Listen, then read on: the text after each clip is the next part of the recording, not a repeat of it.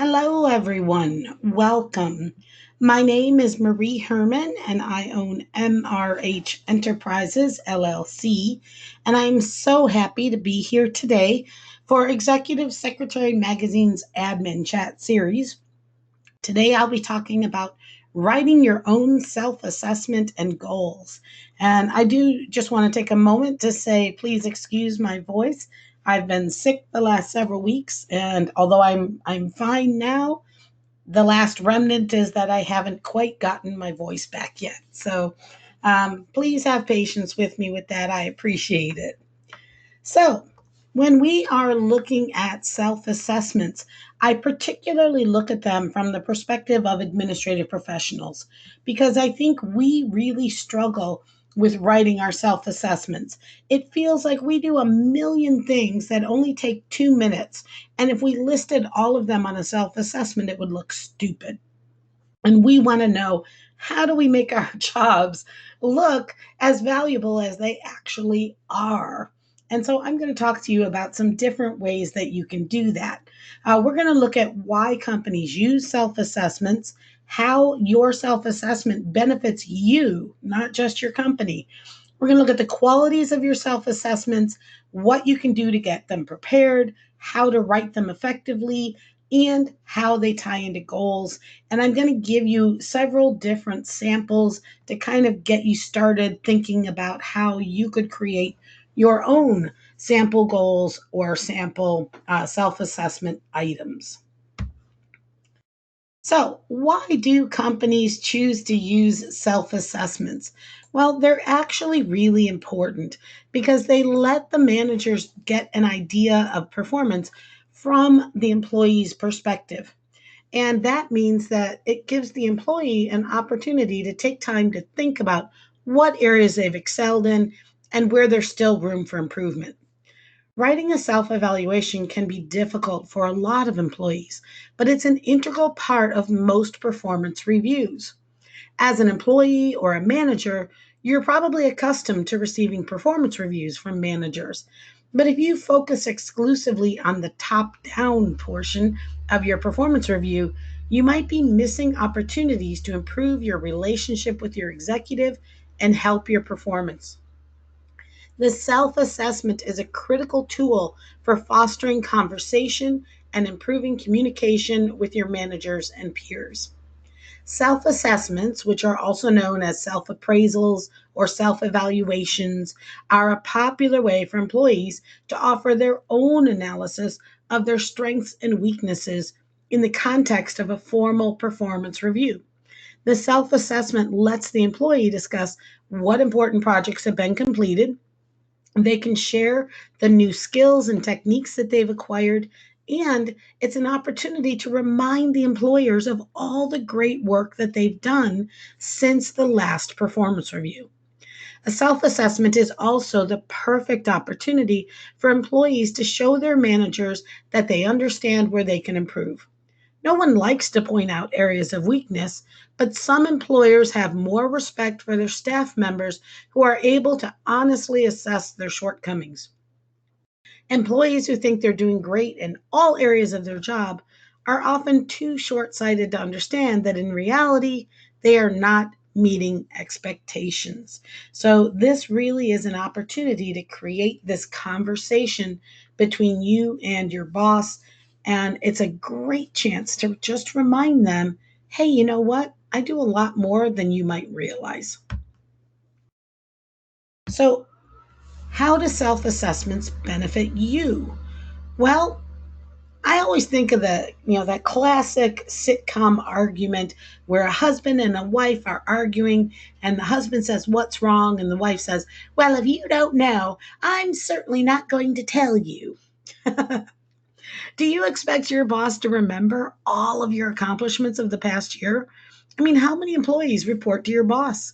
Can you even remember all the accomplishments of the past year yourself without going and looking at your calendar and trying to remember what you've done?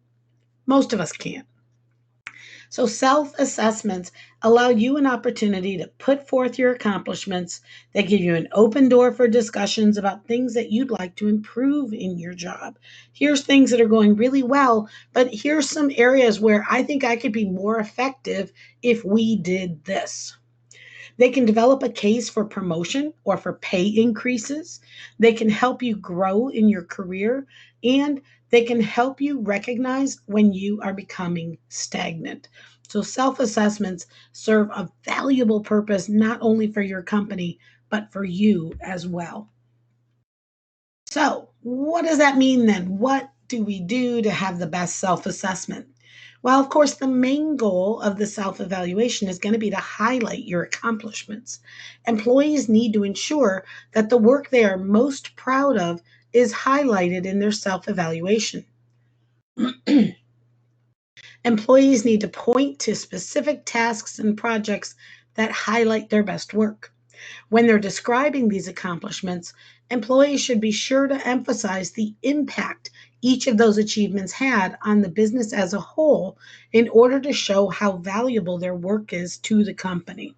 So, this is your opportunity. Blow your own horn, get out the whole brass band if you want to. Your goal here is to seek growth, which means when you evaluate your own weaknesses, those are also opportunities for growth and improvement. And that's a chance for you to get ahead in your career. Always get to the point when you're doing your self assessments.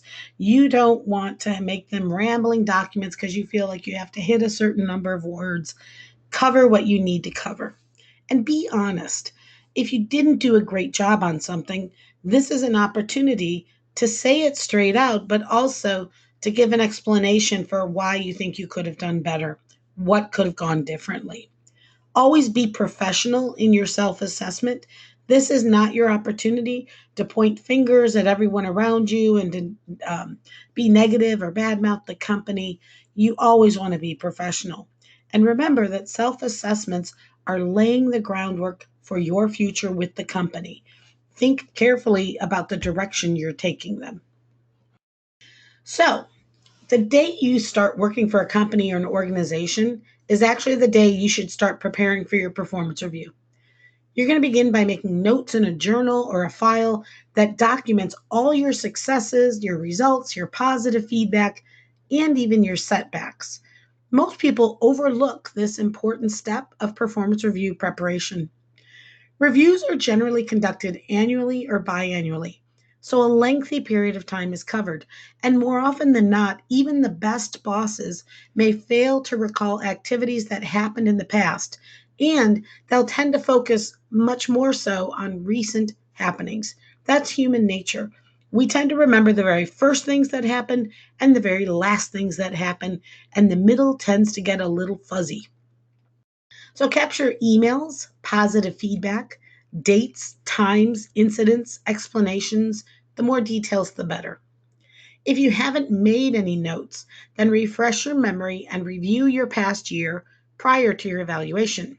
Be fully armed for whatever might come your way and mentally prepare yourself to go into the performance review with the intention of being positive, constructive, non defensive, open minded, and excited to sell yourself on whatever you've contributed to the company in the past year. So here's an example of a list that I actually maintain. This is one of my past lists. I would do this every single year. I started it literally more than 20 years ago. And every year I would just keep a straight list. It was very simple. You can see this doesn't have a ton of detail in this particular list, where I wrote down what I did. What were the bigger things that I did? What were the kinds of projects that I did? What were any certifications I achieved? What were any, in my case, I wrote articles and I led study groups. Even back then, this is from, I don't know, probably not quite 10 years ago, but pretty close, 8 years ago, maybe. And so this was more for my purposes internally for me to know what did I do during the past year so that when my performance review time came around, I was prepared for my self assessment because I had been keeping a list throughout the year of all the things that I was doing. And I'll tell you, it is really hard to remember off the top of your head the accomplishments that you had in the last year. You'll hit the really big things. Like if there was one massive project that dominated your time, you'll think of that. But it's really hard to remember the smaller things that we do throughout the year. And I remember one year, I completely forgot to include in my self assessment two of the projects that I had worked on that were like 6 week long projects, but they'd been so many months before, I just didn't think about them. So, keeping a list as you go through the year is actually extremely helpful. And you can also use this list for updating your resume as well. So, it serves multiple purposes. When you're thinking about the format of the self assessment, you might have a couple of choices.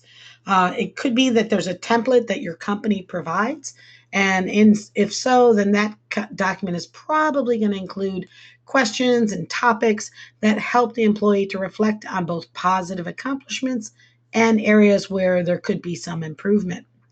It should also help the employees to think about and understand why they succeeded in some areas but did not succeed in others.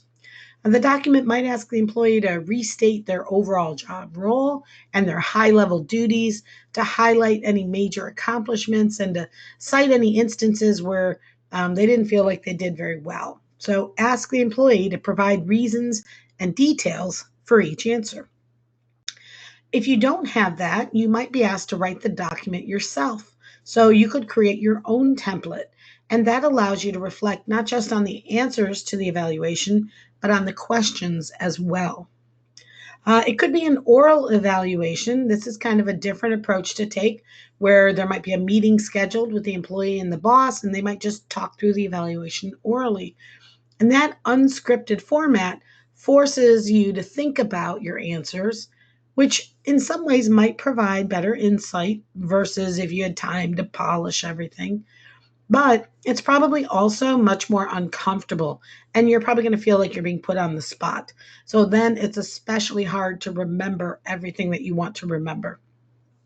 At the very least, I would have a list of notes before I would go into an oral meeting for a self assessment. And then there's also a possibility of using an existing third party template. They might find some evaluation template online and ask the employees to fill that out. And so that might have been written by experts who know what the best questions are to ask on an evaluation. When you're just getting started, the easiest way to create a self assessment is if you keep some kind of documentation of what you accomplished during the year. But if you don't have that log, you're just starting now, you didn't never thought about it, you can create a summary of a lot of what you accomplished by reviewing these areas. Take a look at your calendar. What meetings did you attend? What committees or projects were you involved in? What results came about from your involvement in those committees or projects? Be particularly mindful of the things that take place seasonally, which you might not think of at other times of the years, like overseeing a summer student program or planning a holiday party or an administrative professionals week seminar. Scan your emails and your inbox folders for categories of things that you were involved in. So it might be things like events that you organized or problems that you addressed. Are you the go to person for fixing computer issues? Are you the one who takes care of conference room technology glitches? Are you the one who sets up all the travel for all the people in your office? Your emails and your inbox folders will help you to identify those broad categories to give you a starting point for how to organize the tasks that you do. Review your network folder for documents that you have created. See if that jogs your memory on some of the projects you were involved in and some of the issues that you addressed during the year. Don't forget personal activities that impact you professionally.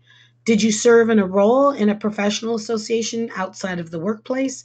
Did you attend a class, even a personal class if it's something like first aid or CPR, where it would be beneficial in the office? Or it could be truly beneficial program like Microsoft Office or some other kind of certification or education that you picked up.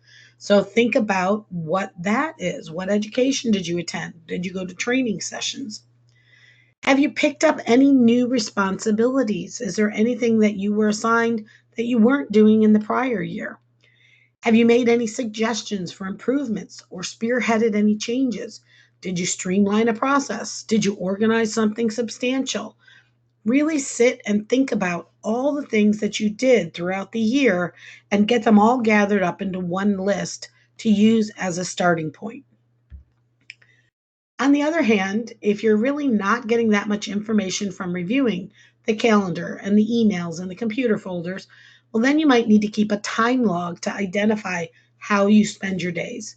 So print out a simple table showing your work week with your work days broken out into 15 or 30-minute increments. And for a week or two, write down everything you do during those 15, 20, 30-minute time slots. After a week or two, you should be able to identify where you are spending your time. That's at least a starting point for putting together your self assessment. Detail the broad categories first. So think about the overall categories. I plan meetings, I do calendar maintenance, I do travel arranging, I maintain the equipment, I do timekeeping, I do purchasing. Write what your specific list is. And think also about comparing your job responsibilities to your job description. Do they actually match? And we'll be looking at that a little bit later, but that's an opportunity for you to be considered for a promotion if you've gotten a lot of responsibilities added on that take your job beyond how the job description is shown. Break out any larger projects separately, such as committees that you've served on or any events that you've organized. If they took a few months or at least a few weeks, if it's a bigger project like that, you want to make sure that those are broken out separately on your self assessment.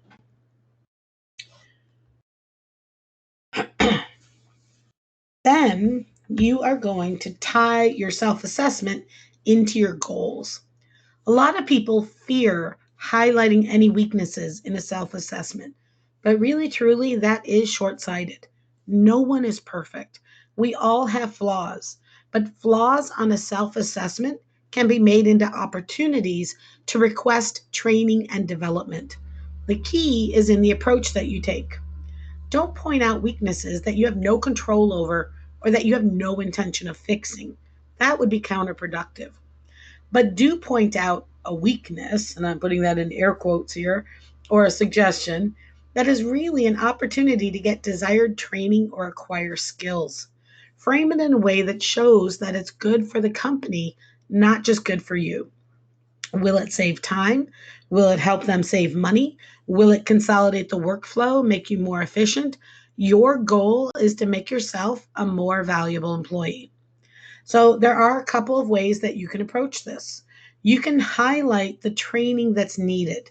So an example would be to point out that you could use training in making custom reports on a newly rolled out software, and that if you took a class on that, it would save a substantial amount of time over the current reporting process that your company is using, and it would allow your executives to get the information that they want much faster. Maybe you want to move into management. A thorough self assessment combined with a job task analysis could show that your position has grown sufficiently to justify a higher title, more money, or even an assistant of your own. Take on new responsibilities. In reviewing your job, you might recognize that you enjoyed certain tasks, including that information in your self assessment with a note that you would be interested into transitioning into working on these tasks as a greater percentage of your job or even a brand new position could help start a discussion on your future. Maybe you took over doing social media updates for your company or website updates. It could be something that you could transition over into doing full time if you're interested in that path. Look to the future. If a coworker has expressed interest in retiring, for instance, and you want to get that coworker's job, well, then you can express interest in serving as that person's backup to learn more about what they do and to help with the transition. You could also share ideas. Use your self assessment as an opportunity to promote an idea that you have for improving workflow or saving money or whatever else would improve the company bottom line. Then volunteer to head up the project to implement your idea. So, if you had previous goals, you want to address all of those goals in your self assessment. Pull up last year's performance review, take a look at what were the pros and cons, especially anything that was listed as an area for improvement. Use your self assessment as an opportunity to show I got dinged on this last year. Here's the steps I took this year to show that I'm improving in this area. Anything objective is particularly good. Use your self assessment to create your new goals as well. This is an opportunity to think about what are you doing? What do you want to be doing? And that classic interview question that we all hate, where do I want to be in 5 years? Your self assessment every single year should be making progress towards that 5 year goal. Give serious consideration to addressing your weaknesses. As I said, that's an opportunity for training. So, one of the things that I have done in the past is anytime I would get any criticism on a performance review, and everybody gets something, they might give you 10 wonderful things and then one area where you can improve. And we as humans zing right to that one area of improvement and we stew over it. And we really often get very, very upset and we carry that around with us. But instead, what if we approached it as an opportunity? What if instead, if they dinged us for our proofreading skills, for instance, saying you've made a lot of mistakes in your documents, that we could turn around and say, you know, this is an area that I would like to improve in. You're right. I have made some mistakes in my documents. So I will research local community college classes on proofreading and I'll find one that will help me to beef up my skills. If you think about it, that puts the company in a position of saying, oh, either it's not really a problem, we just had to put something down, or, okay, well, we've listed this as a problem, you're giving us a solution, we need to financially support this solution.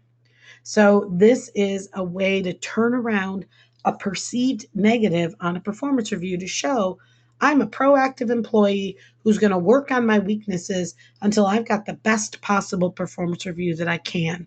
And I need the company's help in order to get there. And so, that is a really good approach to take with your performance reviews and your self assessment. When you're looking to set your goals, there's a couple of major areas where you might want to focus. One example would be productivity goals. And this is where you focus on how much gets done in what amount of time. So that could be things that you're producing, if it's, expense reports that I'm processing, that could be the number of customers that you're serving, that could be how quickly you're turning things around. All of that can fall under productivity. The bottom line is setting productivity goals means that over the long term, the overall company productivity goes up so that the company gets more work done in the same amount of time with the same number of employees. So that's always worth looking for opportunities of that nature. Efficiency goals are similar to productivity, but those approach output in a different way. It could be speed or accuracy or consistent quality with which the employee works. So, in that case, it's focused on things like making fewer mistakes and how you can do things faster, but not affecting the quality standards. So, this could be something like um, I'm going to make sure that my documents have no errors when I give them to you to review before I send them out. That would be an example of an efficiency goal. Educational goals. This is the kind of goals that involve training. It could be things like college degrees, could be company sponsored training, could be a professional certification, but this is a way that you're showing that you want to keep your skills up to date or enhanced. And then personal development, this relies on the qualitative factors in addition to, the easy things to measure. Intangible qualities like leadership skills. I'm going to work on my communication. I'm going to work on my conflict management skills. Whatever kinds of things that you can think of where here are opportunities for me to improve that show that I'm making a positive contribution to the workplace. So that's an opportunity. And it could be even things like I'm going to speak up and contribute in team meetings when I'm working on a project. Personal development goals are more about those intangible qualities that you bring to the company that make the company a better place to work. Your leadership, your team building, your team participating, your attitude, your sense of humor, your desire to help others with their morale, all of that can go in under the umbrella of personal development. All right, so now if you're thinking, okay, I got to put together an example, what can I do that's kind of a general overview of my job? So here's an example of one of my past jobs. I say my primary responsibility has been to provide administrative support to the chief technology officer and the technical division headquarters staff. This includes overseeing the time card input process and effort reporting. So I was responsible for the timekeeping actually for the entire division, which was about 240 employees at that time. Travel arrangements for the CTO and that headquarters staff, which was about 7 people. Expense reports, correspondence, report preparation, supply ordering, filing, proofreading, organization chart updating, maintaining the division website, coordinating reporting of department heads and scheduling calendars for the staff, etc. So this was an example of just a brief overview of my job. And you can do something similar, just fill in the blanks with your titles and your job responsibilities. But, this is a pretty simple example of an overview of your job that you could include on a self assessment so that if it's going up the chain to people higher up than your boss, they will know what you do. And then here are some sample accomplishments. So, one of the things that was part of my responsibility was to serve on hiring committees. I was the administrative support to the committees. And that meant that when they had a job posting, they would bring in all the resumes, set up all the interviews, and then discuss the results and decide who they were going to make an offer to. And so I handled all the administrative part of that task. Now, if you're just thinking, the simplest, most basic, you might put one line in a self assessment saying, I provided administrative support to the hiring committee for the new marketing manager that we hired this past year. And you could do it that way, but there's an opportunity here to expand on that. What does that actually mean? Because the problem is, if all we say is, I provided administrative support to the committee, people have no idea how time consuming that is, how involved it is, how detail oriented that is. So instead, we can put together something of this nature. I provided administrative support to the Associate Scientist Selection Committee, including coordinating distribution of the resumes, maintaining a spreadsheet of the candidates, organizing all the video and the live interviews, which included making travel arrangements, issuing correspondence, gathering the evaluations from all the committee members after the interviews, submitting the request for offer to a candidate to our Human Resources Department. And then I provide the summary facts, which are this year we had 2 associate scientist positions filled with a total of 43 resumes reviewed, 9 candidates interviewed. I performed my responsibilities in a timely fashion, and I ensured the process went smoothly. How much more impressive is that on a self assessment than just saying, I provided administrative support to the committee? So think about how you can expand how you explain what you do to include the overall tasks that you're actually doing. Give people a much better sense of what that actually means.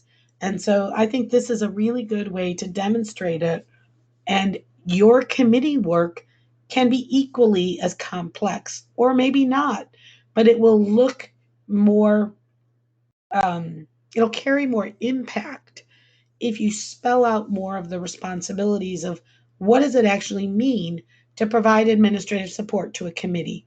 Did I do minutes? Did I attend all the meetings? Did I schedule all the meetings? Did I have to arrange for the conference rooms? Did I have to follow up with the people on their action items to make sure they were completed?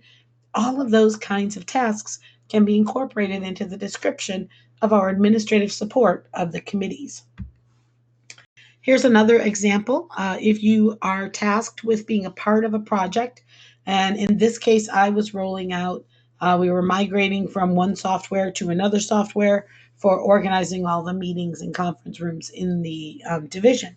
So I oversaw the meeting maker migration for the technical division, including attending training on the process, coordinating with division administrative staff to gather all information needed, and performing the manual transfers of all the conference room appointments, etc., to the new system. The entire process went smoothly. So if you are tasked with working on a project, don't just say, I was a member of the committee working on the project to roll out this software. Expand it. What does that mean? What did you do? Again, did you attend the meetings? Did you have to go through training for that new software so that you could turn around and train everybody else in the company? Were you the one who was responsible for putting together the materials that were going to be distributed to all the employees to explain how to use the new software? Did you have to coordinate the outside vendors coming in and providing the training to the employees? Think at a higher level, what were your responsibilities as part of your process of supporting the rollout of a particular project? So, this is an example of that kind of a self assessment. So, here are some examples of goals depending on what they're specifically looking at. So, some samples of personal goals that might be related to team development. I will distribute minutes and action items within 48 hours of meetings. I will create agendas and assist the team leader in following the agenda during the meeting to help keep the team on track for time and content.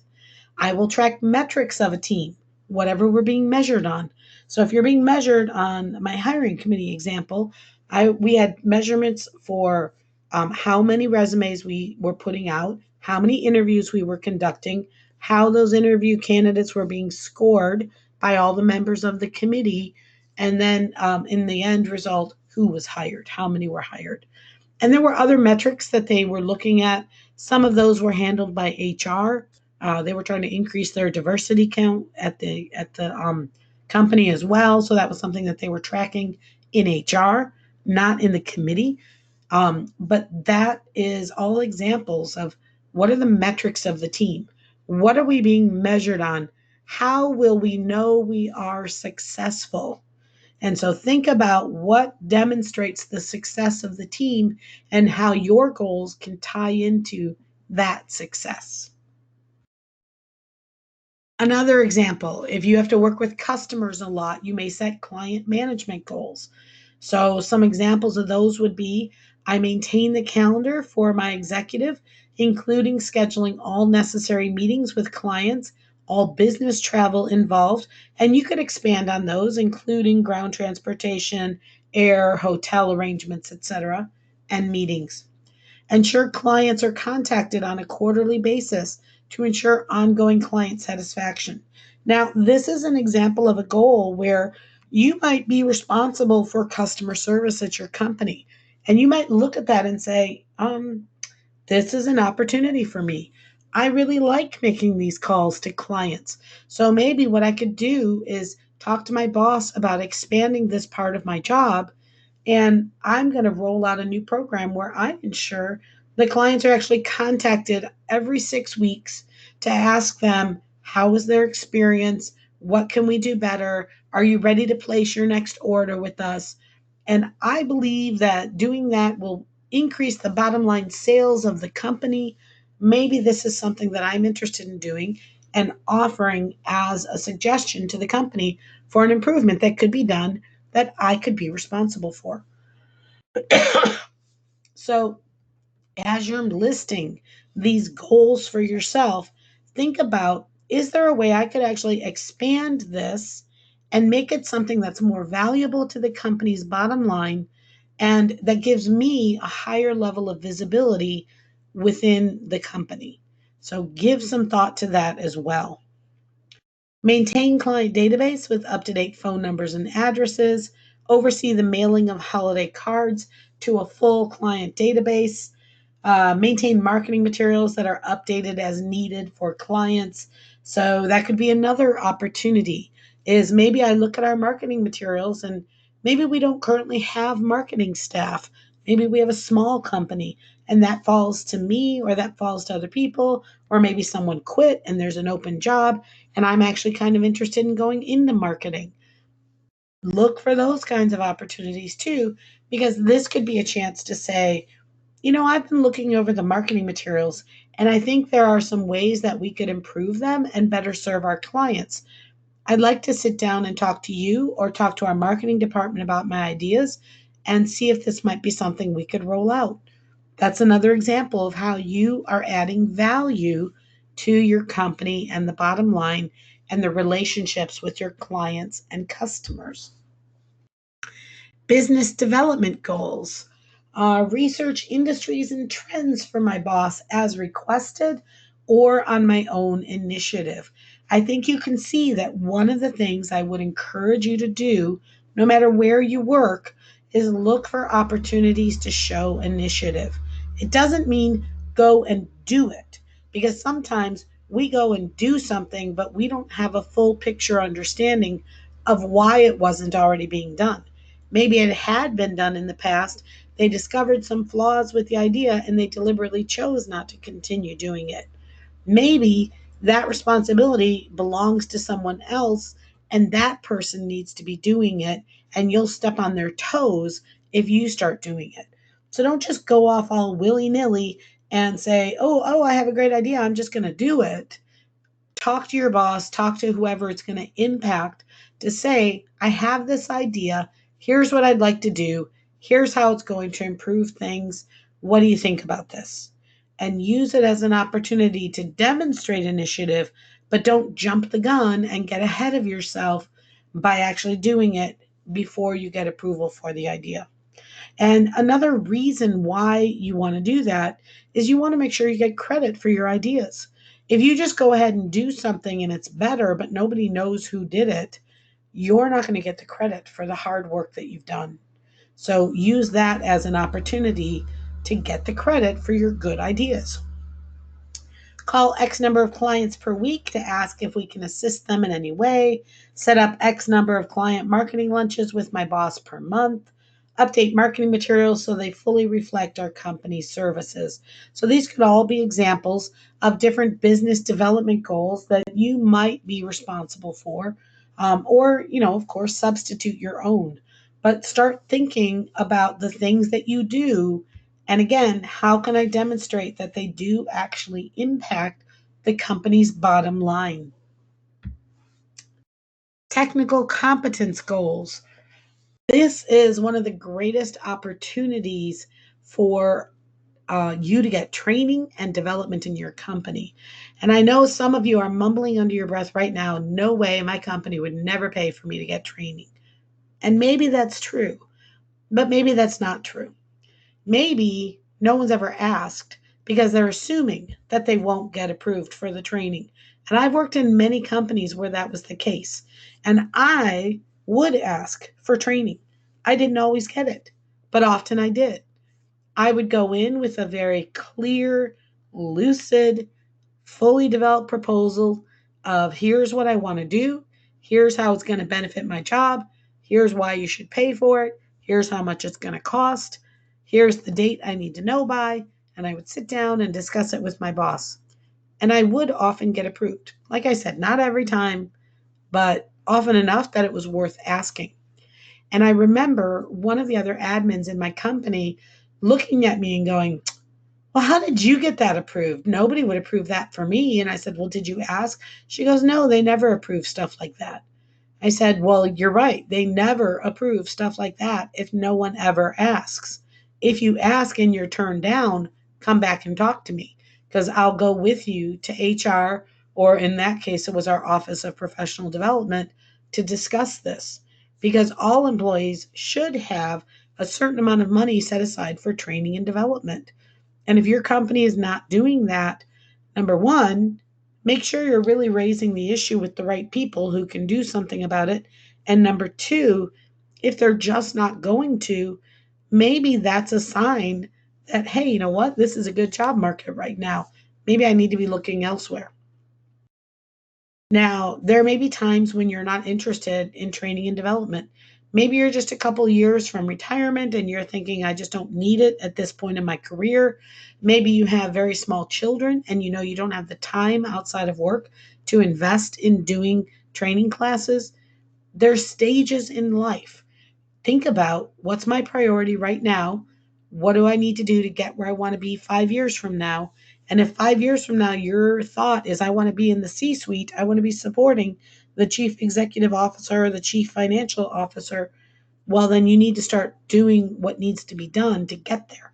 And that will include getting your training, getting your technical competence, getting your other soft skills training all in place. But if your desire is not to do something like that, then choose different goals. That's all it comes down to. So, some examples for technical competence. Uh, you might take classes in preparation for an exam. So, I gave the example here of IAAP's Certified Administrative Professional exam. There are other certifications out there. There's many different ones. Executive Secretary Magazine has the ACEA, the certification for that. There is PACE certification. Joan Burge offers Office through Office Dynamics offers a certification program as well, a certificate program more. There are different options out there for getting certifications and training that are specific to the administrative professional field. What I encourage you to do is note the phrasing on this. I don't say here, I'm going to pass the exam. What I say is, I'm going to take classes to prepare for the exam. And then, as my next bullet, I'm going to sit for the exam for those that are exam based. That's very important phrasing. Don't commit yourself to passing the certification. Make it, I'm going to sit for the certification. And then you can see if you pass or not. But you don't have that added pressure of actually having it in your performance review as a goal for the year that you will become whatever that certification is. Instead, it should be, I will make progress towards that certification. So choose your phrasing very, very carefully. Other examples of that I have down here: take a Microsoft Office specialist exam. Doesn't say I'm going to pass it, says I'm going to take it. Attend 2 seminars during the year on topics that are relevant to my position. So, this is where you've thought ahead. What are the areas I'd like to improve? What are the things I'd like to learn about? Where do I think the future is for my profession? How am I going to be prepared for it? And then you research and you find seminars that are appropriate for that. And the reason I suggest putting down 2 seminars is it's a negotiation point. If your company comes back and says, yes, fantastic, you're going to 2 seminars. If your company comes back and says, I don't know if we can have you out of the office quite that much, 2 seminars is a lot, okay, then let's negotiate down to 1. But you've got wiggle room there. Whereas if you just attend 1 seminar during the year, you have no wiggle room for, well, you have a little wiggle room because you could say, okay, fine, how about every other year if I attend a seminar? And when you're setting your goals on these and you're doing your negotiation to try to get this training, make sure you're also including things like attend on training time, not as vacation time. That you're going to pay for any books that are needed, not just the classes. That you're going to pay any travel expenses involved. Think about all the expenses involved in attending seminars and make sure when you're putting together your request, you're including all of those items in the budget, not just the cost of the seminar itself, and then maybe end up having to pick up the hotel costs yourself. Include everything in your budget request. And then I also have submitted an article for publication in Executive Secretary Magazine. That could be another way that you're showing your skills, sharing your knowledge, increasing your visibility, is to get published somewhere. Could be Executive Secretary Magazine, could be Office Pro Magazine, could be Admin Advantage, could be any number of different possibilities. But again, note the phrasing here. I don't say I'm going to be published. I say I'm going to submit an article.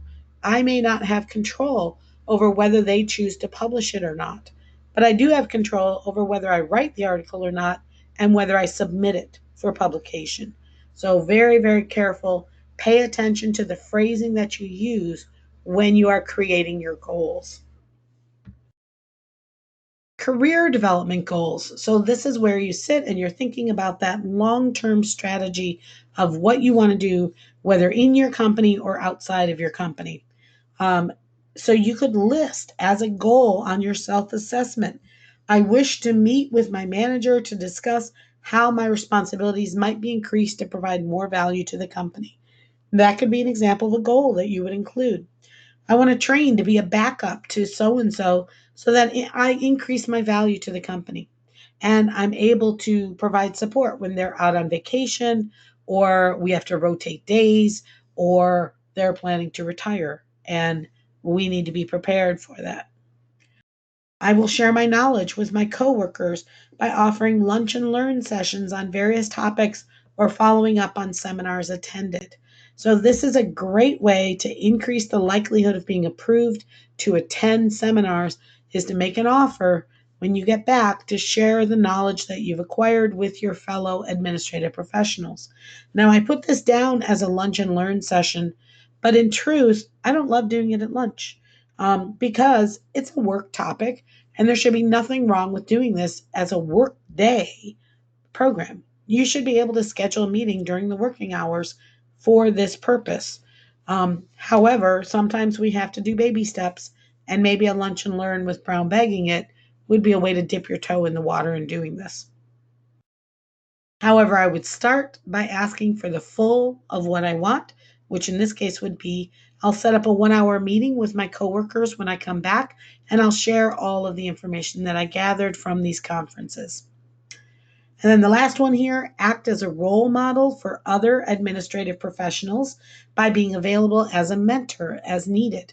So here's another example of how you could be looking at how you can add more value to the company. Maybe you set up a mentoring program. So that's your proposal to the company is to set up a mentoring program for all of the employees or for just the administrative staff.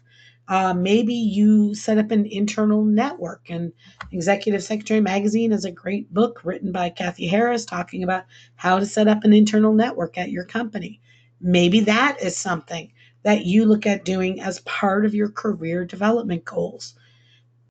And that is adding value beyond your job. And again, it's increasing your visibility. And the nice thing about doing it that way is it's also showing you as the expert, it's showing you as the potential for a higher level responsibility. So, again, if your goal is working up to the C suite, here's an opportunity to show you're ready to make that transition and that you know that part of being in the C suite is mentoring and providing assistance to the other admins in the company that are outside of the C suite. So look for those kinds of opportunities. Managing your business goals.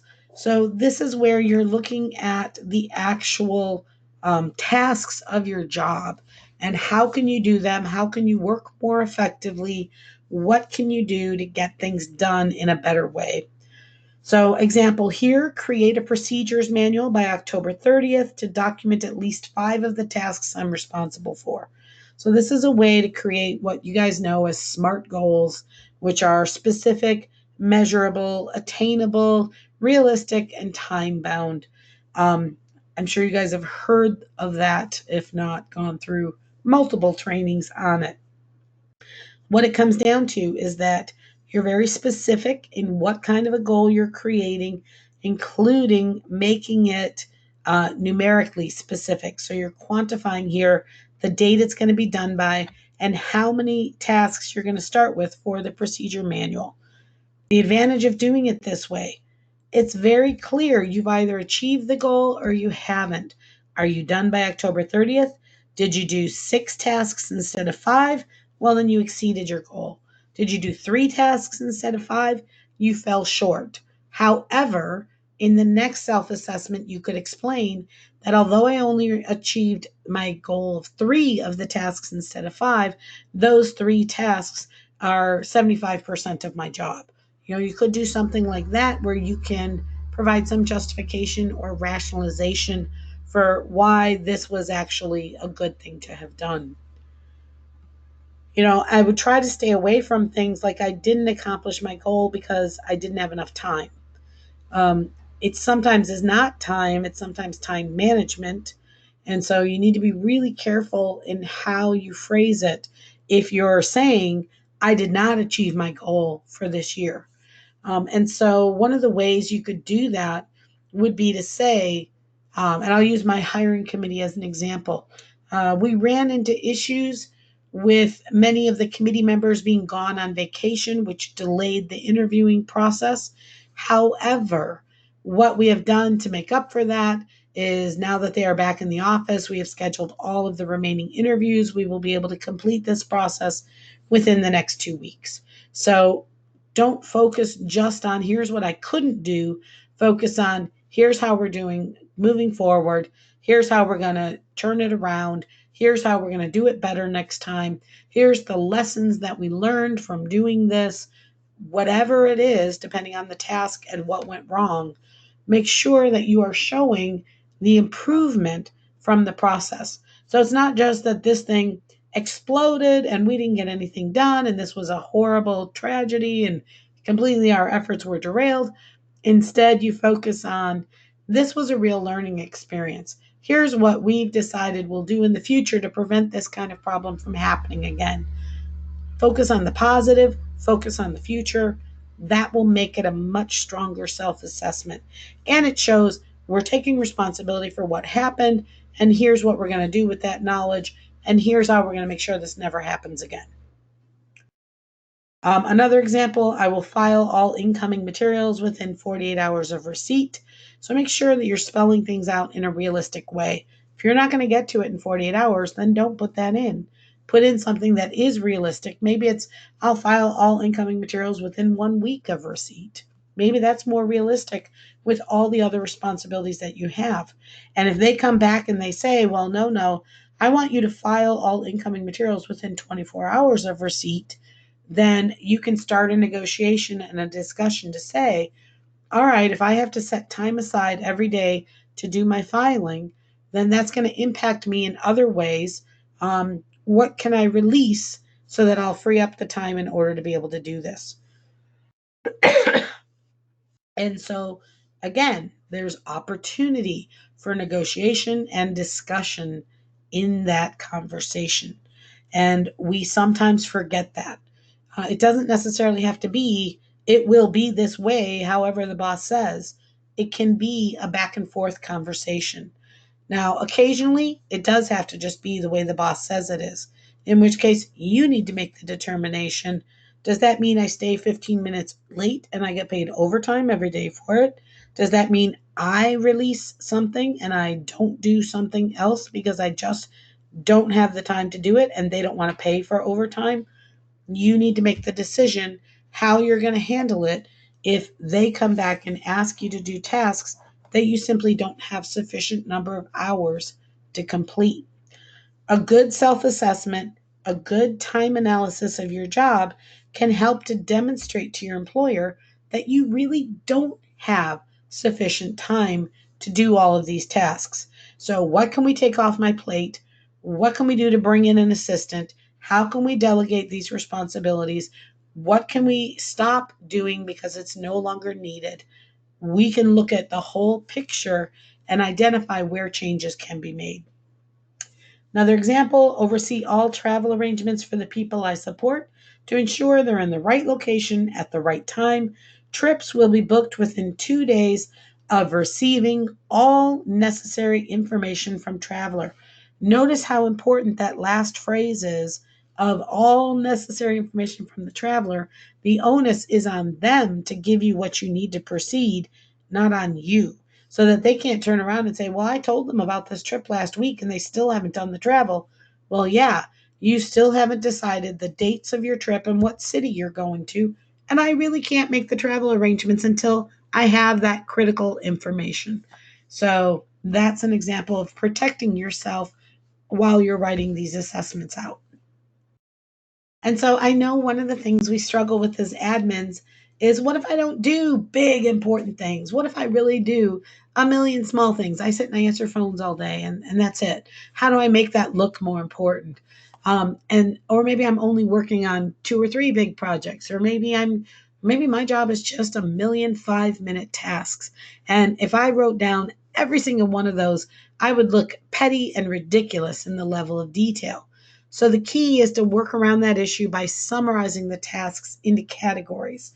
So here's an example of a small part of our job, like keeping the copiers and the printers functioning. That is actually a million tasks individually, and it's time consuming overall. This is how you lump them all together into one task. So during this past year, I ensured that our copiers and printers were functioning properly and stocked with supplies as needed. This included ordering supplies in advance, maintaining an inventory of spare parts, restocking paper and toner as needed, assisting individuals with training, troubleshooting issues with the copier, such as paper jams, monitoring the usage of the machine, placing service calls when required, and other related tasks.